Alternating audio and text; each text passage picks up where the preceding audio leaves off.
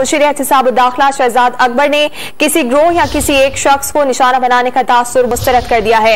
लाहौर में मीडिया से गुफ्तगू में शहजाद अकबर ने कहा कि किसी को टारगेट नहीं किया जा रहा, सबसे ज्यादा तकलीफ अपनों के एहतिसाब की होती है। अगर आपका नारा एहतिसाब का है तो ये नहीं हो सकता कि दूसरों का एहतिसाब करें, अपना ना करें। जहांगीर तरीन की JDW की मुल्की चीनी की पैदावार में 20% हिस्सा है। JDW का मनी लॉन्ड्रिंग का मामला 7-8 अरब रुपए का है। सबसे मुश्किल जो चीज़ होती है अपने किसी से कोई सवाल करना। अपने घर के अंदर भी कभी आपको अपने भाई से या बहन से सवाल करना पड़ जाए तो ये बड़ा मुश्किल काम होता है।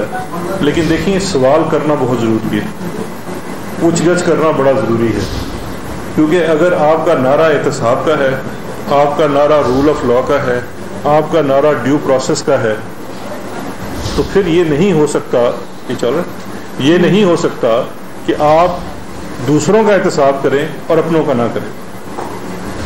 और इसका एक पूरा बैकग्राउंड है, वो मैं आपके सामने रखता हूं। और ये हरगिज नहीं है कि किसी एक ग्रोह को, एक मिल को या एक शख्स को सिंगल आउट किया जा रहा है। बाकी आप मुझसे बेहतर समझते हैं कि खबर क्या बनती है, तो उसके मुताबिक चूंकि खबर बनाई जाती है तो वो थोड़ा ज्यादा नजर आता है। इसलिए मैं चूंकि कॉन्टेक्स्ट में फिर रख देता हूं जिससे वाज़ेह हो जाए कि कोई किसी को टारगेट नहीं किया जा रहा, अक्रॉस द बोर्ड अकाउंटेबिलिटी की जा रही है। JDW के ये केस JKT साहब के खिलाफ नहीं है, जहांगीर तरीन के कंपनी के खिलाफ, कंपनी के CEO हैं, CFO हैं, डायरेक्टर्स हैं, उन सब से क्वेश्चन किया जा रहा है। ये इन्वेस्टिगेशन का प्रोसेस का हिस्सा है, तो किसी को सिंगल आउट नहीं किया जा रहा।